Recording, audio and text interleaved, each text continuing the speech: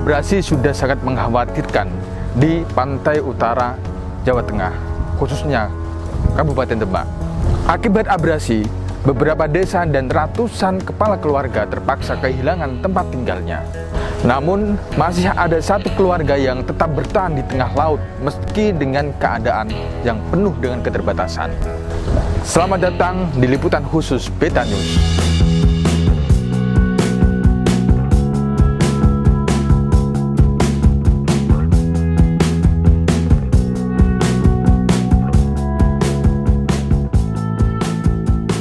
Seluruh warga Duku Seni, Desa Bedono, Kecamatan Sayung telah meninggalkan rumah-rumah mereka karena terkena abrasi dan kini telah tenggelam. Namun, ada satu keluarga yang tetap bertahan, yakni Mak Pasijah dan suaminya serta dua anaknya yang masih sekolah. Untuk memenuhi kebutuhan sehari-hari, Mak Pasijah harus naik perahu sejauh 1 km menuju daratan. Tak hanya untuk berbelanja ke pasar Sayung, untuk kebutuhan air minum dan mengantar anak ke sekolah, mereka harus menyeberangi lautan. Mereka bertekad akan tetap tinggal di tengah laut meski gelombang dan badai terus mengancam. Bu, boleh diceritakan sejak kapan Bu tinggal di sini itu? Aku Mas tinggal neng kene awal-awalnya kuwi 30 tahun. Sudah tinggal 30 tahun iya, gitu ya? 32 tahun. Ya. Oh, ketika nikah dengan bapak gitu ya? Iya. Gitu. Kalau dulu itu sebenarnya di sini itu lahan apa sih Bu? Asalnya Mas, maun-maunane sawah. Sawah ya? Iya, sawah ono parine Mas. Berarti aslinya warga sini itu petani gitu ya? Iya, petani. Termasuk Mas. Ibu? Tani. Petani aslinya gitu ya? Iya. Terus akhirnya tuh Mas, terus kok darung-darung kuwi terus kok ono rope terus teko Mas, terus ditambah. Itu mulai tahun berapa itu ada serangan rob itu? Anu Mas, sampai tahun 2000 Mas, 2000? mulai ditambah. Iya. Lah terus kok 2000 gitu Mas. Mulai 2000 kuwi ditambah terus darung. Terusan nganu Mas 2010 gitu Mas. Terus kita di laut iki ngentek sprene 2000. Piro iki Mas, loro ya? 2021. Oh, 2020 saiki dadi laut Mas saiki. Okay. Kalau dulu itu pas sampean kecil itu yang sini itu apa Mas? Ini sebelum jadi rawa-rawa ini ya? Oh iya. Dulunya yang di sebelah sini itu semuanya persawahan. Terus di sebelah rumah Mak Jah ini dulu banyak pohon kelapa, gitu. Banyak palawija. Nah, terus tahun 2000 mulai terkena rob sedikit-sedikit. Akhirnya tahun 2005 terus semakin parah. 2007 minta relokasi desa. Dan 2008 itu tinggal Mak Jah yang di sini. Mak Jah sendiri. Gitu. Kalau selama di sini itu Mas, ada kesulitan di sini kan untuk mencari air juga kan di luar sana gitu kan. Terus untuk mencari bahan pokok juga kan harus ke darat dulu juga. Ke darat. Kadang-kadang itu ada kesulitan nggak Mas? Misal pas musim hujan gitu. Iya, kesulitannya di sini pas musim hujan. Musim hujan terus ada gelombang ombaknya. Januari, Februari itu musim hujan, tapi di sini ada gelombang ombaknya. Gitu. Itu kalau dayung perahu kecil itu selalu klebur. Biasanya itu pernah ada itu enggak masalah Mbah? Misal lagi volume air naik gitu, terus akhirnya rumah ini dipenuhi dengan air gitu, terus antisipasinya gimana itu Pak Jah? Aku Mas, nganu Mas, yo golek nggon Mas. Oh. Golek nggon Mas. Golek nggon di mana? Ya anu Mas, ya mangkrek-mangkrek lah, munggah-munggah ning anu ngono. Di bangunan-bangunan ini. Oh, pernah kayak gitu? Ya kita nek kuwi ra tingkat Mas. Oh, gitu. Iya, nak anu ya naik perahu Mas. Oh. Kan ngene Mas, anak ro gede pomone line banter lah anu mah. Munggah perahu, nak perahu dicancangkan serot mumbul Mas. Gitu. Ya diakal ngono. Oh, Jan gitu. numpak perahu Mas aku.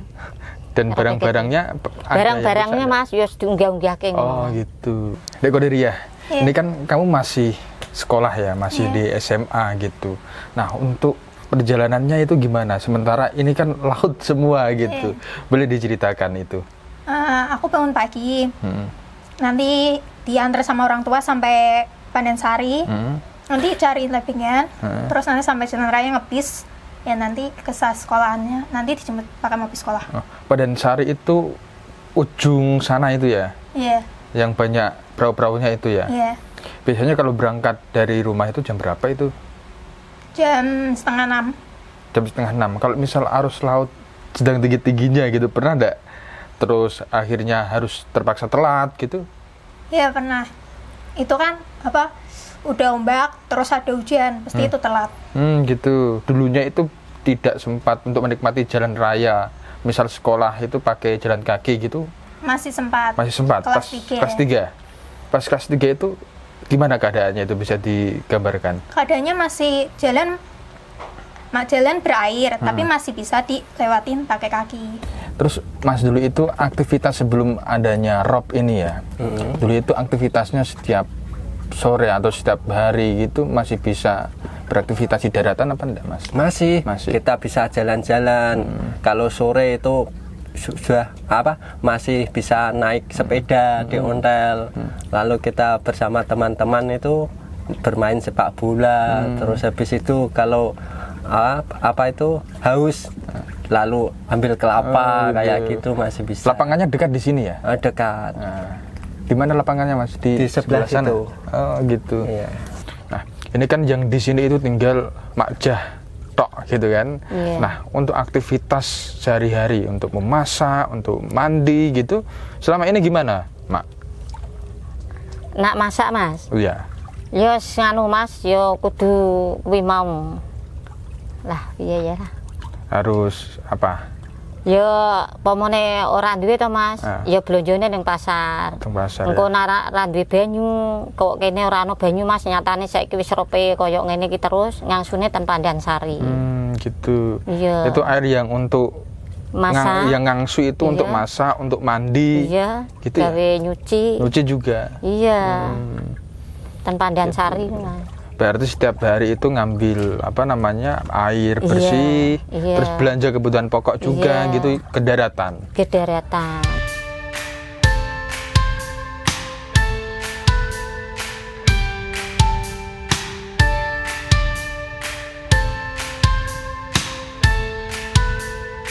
Kegiatan seperti ini itu memang setiap hari atau gimana, Mas? Kegiatane Mas. Iya. Ya dari Mas ning pasar itu Mas, nak pagi ning pasar. Lah engko nak mulai pasar to Mas. Ya umbah-umbah disambi mbek masak. Engko nak bar masak to Mas, wayah ngepoti bibitan.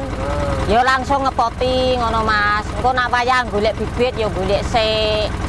Kalau pagi ini berarti jual ikan apa ini, Pak? Ikan itu to Mas belana. Ikan belana? Iya. Ikan belana itu hasil dari tangkapan Bapak atau siapa ya? Entek nelayan bapakne to Mas. Oh, gitu.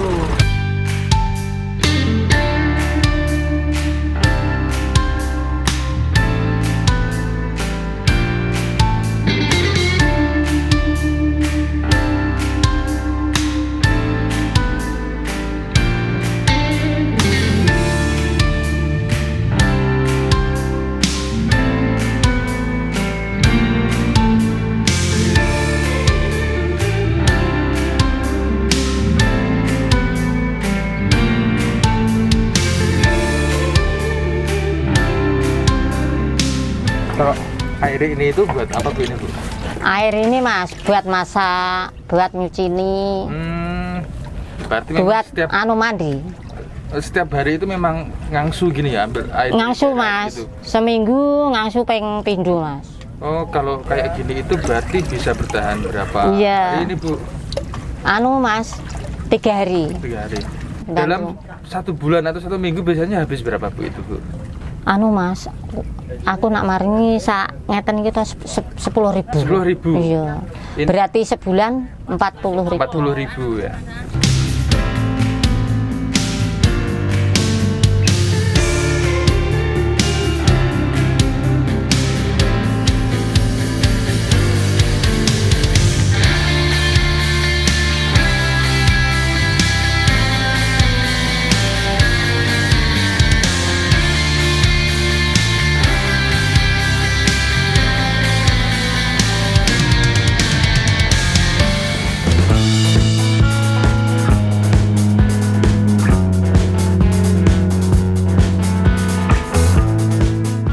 pembibitannya itu setiap hari ya Mak ya? Iya, Untuk buat siap warga dari, sini. iya. Terus ini ambil lumpurnya itu atau tanahnya ini ya? Iya. Itu dari iya. mana ini Mak? Beli atau gimana? Anu ndak Mas, ngambil. Ambil dari mana Mak? Ngambil dari sini. Oh. Ngisoran. Terus yang ambil siapa? Mak sendiri? Bapak atau nih. bapak? Bapak nih Mas, kula njuk tulung bapak nih. Dalam sehari bisa tanam berapa pembibitan mangrove ini Mak? Anu Mas, pokoknya sehari-hari ini niku 1000. 1000? Iya. 1000 Pot. pot. Iya. Ancen niki anu Mas tuku gawe mangrove itu Mas, tak biayani anakku sekolah tok Mas. Gitu. Tenan. Mangan to Mas, entek mantek nelayan Pak nih. Mau. Gitu. Pokoknya bibitan kita ki anu anakku cah loro ki Mas. Biasanya yang beli mangrove itu dari mana aja itu Mak? Oh, sing beli Iya, yang beli. ya daerah sak Jawa Tengah Mas. Daerah sak Jawa Tengah. Iya. Katanya sampai Bali juga, sampai Jakarta. Iya. Ya, sering itu Mak? Jakarta sering nggak Mas? Biasanya itu sekali pesan itu bisa sampai berapa Mak jumlahnya? Anu yo ngono kuwi to Mas, sak klulure Mas. Sak bulan anu yo 500. 600. Nak anu 1000. 1000 paling banyak berapa Mak? Paling banyak 5.000. 5.000. Iya, alhamdulillah Mas. Nak 5.000 ki aku cukup Mas, tak gawe biayani anakku. Iya.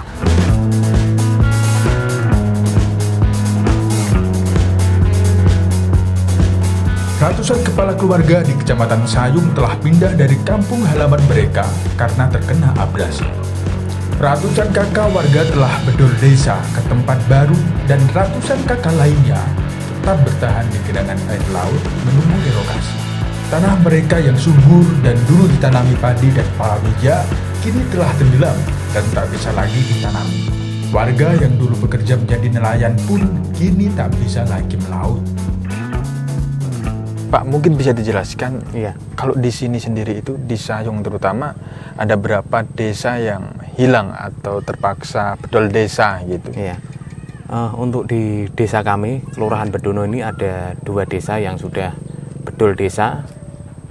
Itu Desa Tambak Sari dan Desa Senik Rejosari. Itu yang di Tambak Sari pindah di desa tetangga kita. Terus yang di Senik baru, Rejosari, yang desa Rejosari Senik itu pindah di bagian timur desa. Dan sekarang itu yang hilang sawahnya itu berapa hektar Pak kira-kira itu Pak? Tanah yang kena abrasi di Duku Bedono ini ya mungkin kurang lebih ada 1000 hektar lebih ya. Hektar lebih ya. Untuk yang di sekitar Duku Bedono ini. Oke. Mungkin yang ada di duku-duku lain mungkin sangat banyak sekali. Jadi kan ini yang hilang sebenarnya itu bukan hanya sawah gitu kan, tapi juga rumah-rumah warga ini. Nah, di sini itu berapa warga atau berapa kakak yang terpaksa pindah atau bahkan bisa disebut bedol desa gitu. Nah, mungkin bisa dijelaskan Pak, mulai kapan dan berapa jumlahnya itu? Di tahun 80-an itu warga kami itu hampir 400 kakanan. Ya, ada yang transmigrasi, ada yang mungkin pindah di desa lain. Terus di tahun 97 itu tanah kami mulai kena abrasi itu Mas. Mulai tambaknya ada yang jebol tanggulnya. Terus kelamaan merembet ke tambak-tambak yang lain. Terus pekarangan dan rumah itu sudah mulai terkena air rob itu Mas. Bu, boleh diceritakan bagaimana parahnya kondisi pesisir Demak terutama bagi nelayan seperti apa Bu?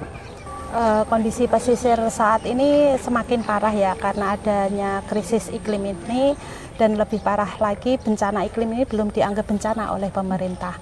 Banyak desa-desa pesisir yang tenggelam akibat abrasi dari kerusakan lingkungan, kerusakan pembangunan, kebijakan yang dibangun oleh pemerintah, dan itu sangat merugikan masyarakat pesisir yang terdampak krisis iklim tersebut. Di mana di Demak sendiri ada beberapa desa yang sudah tenggelam rata menjadi lautan. Kalau di Demak sendiri itu nelayan yang tergusur karena rob itu ada berapa desa itu Bu kira-kira? Kalau yang bedol desa, entah itu tergusur secara alam atau bedol desa secara disengaja, itu setahu saya di Bedono, di desa Bedono yang terjadi di Dukuh Senik, itu ada 300 kakak yang sudah bedol desa pada tahun 2005, yang saat ini masih 1 kakak yang tinggal, yaitu Mak Pasijah bersama keluarga. Kalau di Bedono sendiri juga Dukuh Bedono sendiri juga terdampak, berapa kakaknya kurang tahu karena memang berpencar.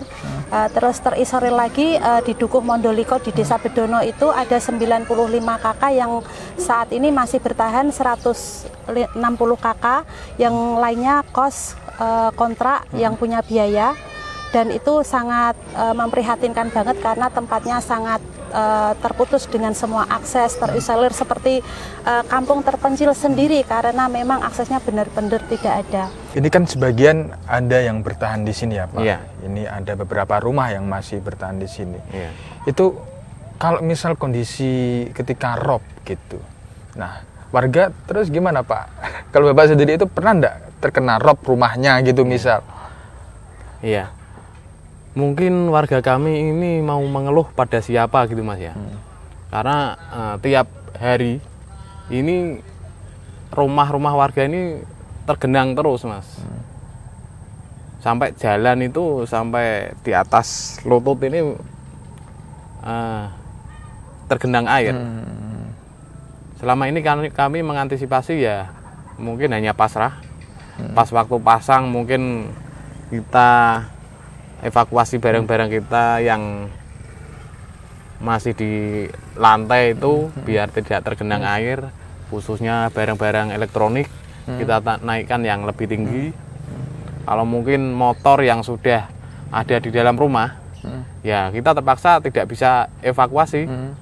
Ini kan kerugian dari nelayan sendiri itu tidak hanya kehilangan rumah gitu kan, tapi juga kehilangan pekerjaan sebagai nelayan. Nah, itu gimana Bu kondisinya di Sayung sendiri, terutama Demak secara keseluruhan? Jadi kerugian dari nelayan sendiri itu sangat luar biasa ya, dari tempat tinggal yang tergusur, dari dampak krisis iklim tersebut, juga mata pencaharian, mereka mau tidak mau jauh dari laut. Misal Mondoliko minta relokasi pindah desa, sampai saat ini mereka masih menunggu kebijakan pemerintah itu benar-benar bisa memfasilitasi pindah desa apa tidak. Itu pun dari Dukuh Mondoliko berharap mindahnya jangan terlalu jauh dengan laut karena mereka mata pencaharian juga dari laut, dan itu pun akan berimbas ke desa-desa pesisir lain di Demak. Misalkan ada desa Morondemak, Margolindo, Purworejo yang ada di Kecamatan Bonang, itu pun sekarang sudah mendapat imbas dari rob yang tidak kunjung surut. Perubahan iklim dan pemanasan global dinilai menjadi faktor tenggelamnya beberapa desa di Kecamatan Sayung, Demak. Namun, sejumlah faktor juga disebut sebagai penyebab lain terjadinya abrasi. Di antaranya land subsidence atau penurunan tanah, reklamasi, dan pembangunan kawasan yang begitu masif. Berdasarkan data dari Climate Central, tahun 2050 Demak diprediksi tenggelam. Berdasarkan simulasi organisasi tersebut, juga terlihat gambaran terbentuknya kembali Selat Muria yang memisahkan kawasan Muria dengan Pulau Jawa. Kali ini kita sedang di kantor Wali yang merupakan suatu lembaga yang fokus terhadap lingkungan. Kali ini kita akan bertanya soal perkembangan desa yang tenggelam di Kecamatan Sayung, khususnya di Desa Bedono. Nah, kira-kira seperti apa? Kita langsung bertemu dengan narasumbernya.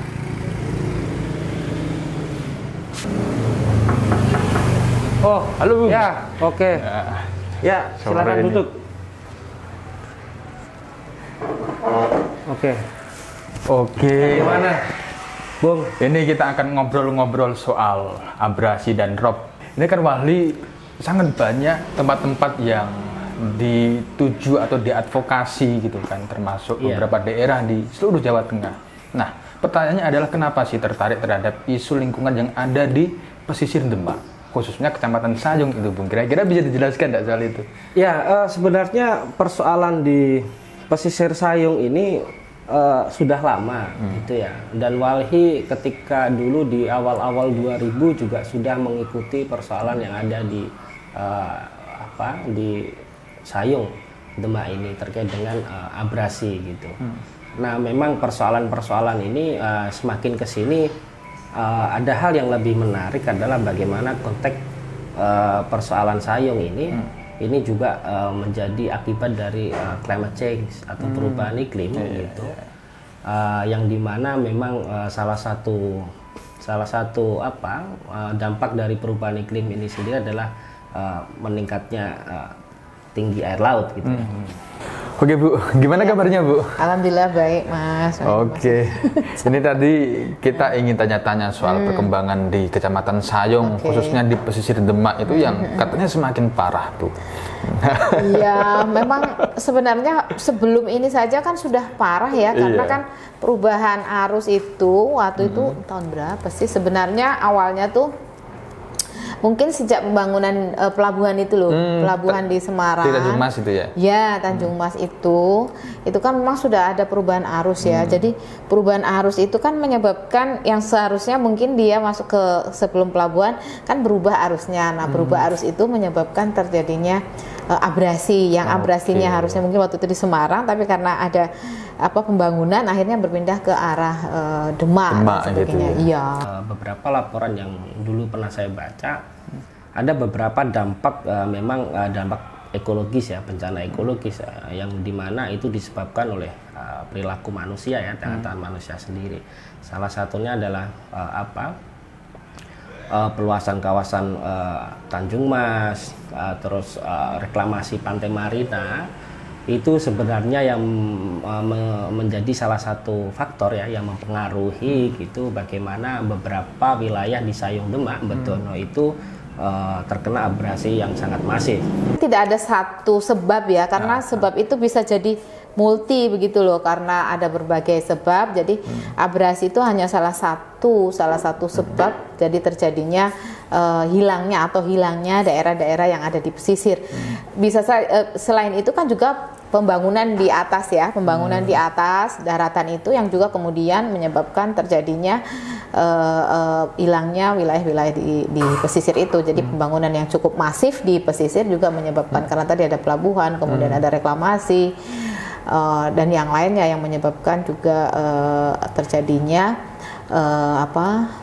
abrasi. Kemudian selain itu karena banyaknya industri di pesisir juga yang menyebabkan kan pengambilan air bawah tanah yang cukup masif. Jadi kalau intrusi air laut masuk ke dalam, kemudian penyedotan itu cukup besar, ya pasti tanahnya akan semakin menurun. Oke, selamat siang Pak Heri Andreas. Ya, gimana selamat kabarnya? siang Mas Davi. Baik, alhamdulillah. Kalau untuk Demak khususnya Mas, itu bisa sampai berapa itu untuk penurunan tanahnya itu rata-rata? Ya, jadi kalau Demak bagian barat ya yang berbatasan dengan Semarang, nah itu bisa lebih dari 10 cm per tahun ya. Ada di beberapa titik bahkan mencapai 15-18 cm per tahun ya. Nah, ke arah timurnya pesisir timur Demak itu mengecil ya, beberapa senti saja per tahunnya. Jadi berbeda-beda juga nilainya ya di tiap area ya. Kira-kira seperti itu ya tipikalnya. Kalau di Demak sendiri itu penyebabnya itu apa sih Mas? Penurunan tanahnya itu? Ya, kalau tipikal Pantura itu penyebabnya ada bisa dibilang 3 atau 4 ya.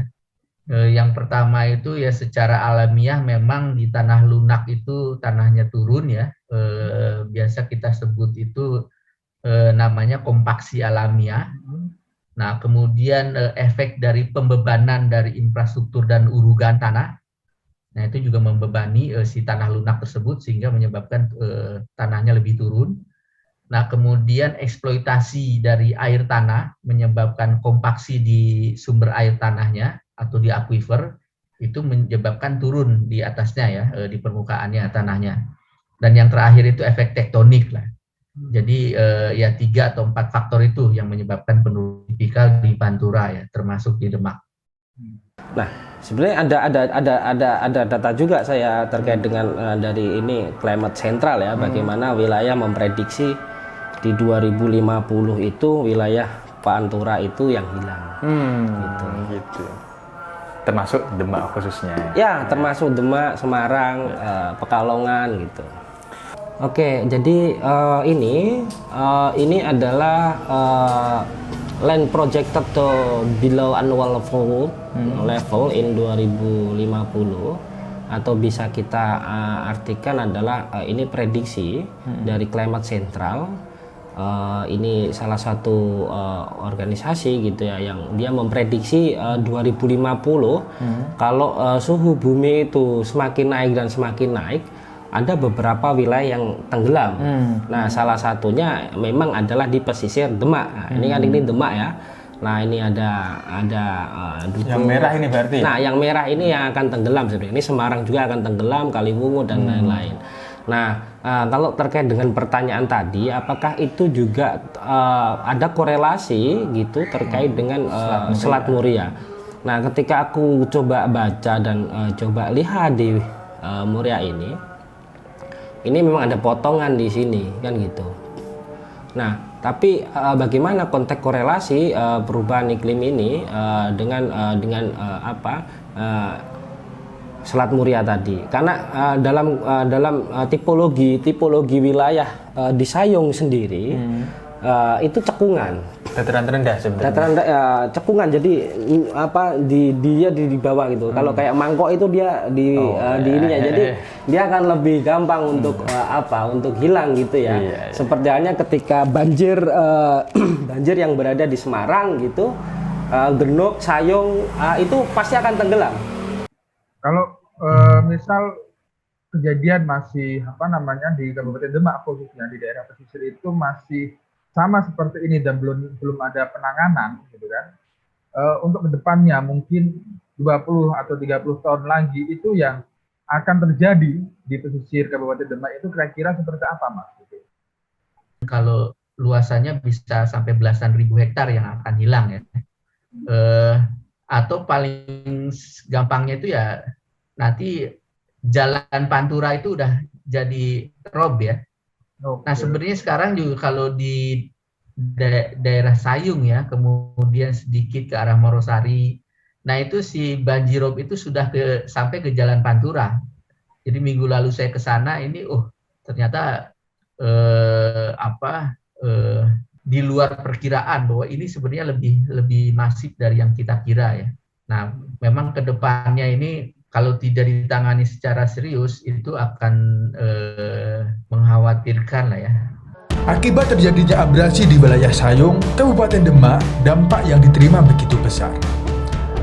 Kerugian akibat abrasi tidak hanya ditanggung oleh pemerintah karena harus memperbaiki infrastruktur untuk kepentingan publik.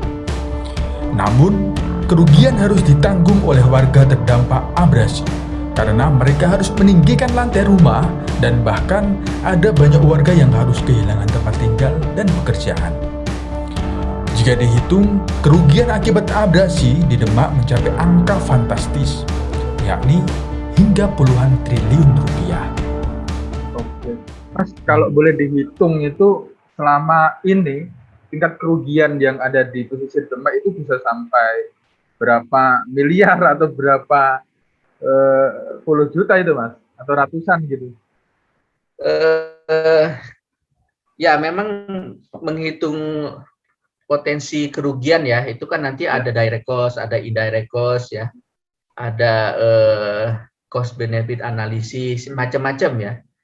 Nah, untuk yang sederhana saja, misalnya hanya bicara direct cost ya, masalah land loss, itu hitung-hitungan di Demak itu sudah mencapai hampir 30 triliun rupiah sebenarnya. Triliun ya ininya ya, konsekuensinya. Tetapi itu kadang-kadang orang tidak sadar ya, misalnya pemerintah meninggikan jalan Pantura, kemudian meninggikan jalan-jalan yang masuk ke pedesaan. Nah, itu dianggap sebagai kegiatan rutin, padahal itu adalah cost dari konsekuensi akibat adanya subsiden dan banjirop ya. Saya tuh belum pernah sebenarnya menilai teman-teman di Sayung kerugiannya seberapa. Tapi kalau lihat teman-teman di Semarang saja, misalnya di Tambak Lorok dan sebagainya, di kawasan-kawasan pesisir begitu ya, karena mereka harus menaikkan rumahnya itu paling tidak itu 3 tahun sekali. 3 tahun sekali itu biayanya sekitar antara 20 juta sampai 60 juta. Itu benar, benar. Ya mungkin hampir sama lah seperti itulah. Pun kalau misalnya yang lebih parah berarti mereka kan akan pindah dari situ. Nah, itu pindah itu kan juga memerlukan biaya dan sebagainya. Jadi ya antara 20 sampai 60 juta per 3 tahun ya berarti sekitar 20-an juta misal. Itu kan untuk menaikkan saja. Sebenarnya ini kan juga ngomong bagaimana kebijakan pemerintah dalam menangani persoalan ini gitu ya. Bahwasanya ada yang namanya National Determination NDC gitu ya, terkait dengan komitmen negara-negara untuk bagaimana mengurangi produksi karbon yang dimana bisa meningkatkan suhu bumi sampai 1,5 derajat Celcius. Nah, tapi posisinya kebijakan-kebijakan di kita itu di Indonesia dan di beberapa daerah di provinsi Jawa Tengah sendiri itu kurang ambisius dalam menangani itu. Kalau sejauh ini hasil dari penelitian Mas Heri sendiri itu sudah dikomunikasikan dengan pemerintah setempat atau belum, Mas? Dan gimana responnya kalau sudah? Ya, jadi ya cukup menarik juga ya bahwa saya sudah ketemu sama Bapak Bupati, Bapak Wali Kota, gitu ya, Ketua DPRD, kemudian kepala dinas ya, bahkan di pusat juga ketemu teman-teman di kementerian gitu ya. Dan terakhir bahkan 2 minggu yang lalu, alhamdulillah saya bisa ketemu sama Habib Lutfi untuk ngobrol tentang masalah kondisi banjirop di Pekalongan ya. Jadi sudah roadshow lah kemana-mana. Dan sepertinya sudah mulai didengar lah ya. Jadi di pusat itu ada program major project ya. Jadi sudah masuk ke RPJMN terkait masalah plan subsiden dan banjirop yang ada di Pantura ya. Kemudian di level provinsi juga kita sudah buatkan juga roadmap untuk ke Provinsi Jawa Tengah dan sudah disampaikan ke Pak Gubernur ya. Jadi sekarang itu ke arah yang lebih baik lah. Jadi atensinya makin tumbuh gitu ya. Kemudian nanti solusinya lebih dipikirkan ya. Kita lihat lah beberapa tahun ke depan ya.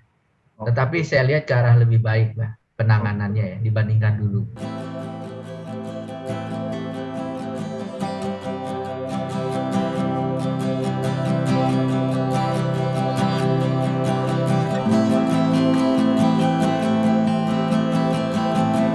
Abrasi meneror kehidupan warga di pesisir Demak. 2 desa telah hilang. Hanya 1 keluarga Makjah yang tinggal. Kini Makjah telah menanam belasan ribu mangrove. Namun mangrove tersebut tidak berdampak secara signifikan. Jika tidak ditanggulangi secara serius, maka Demak diperkirakan akan tenggelam. Sampai jumpa di Liputan khusus selanjutnya.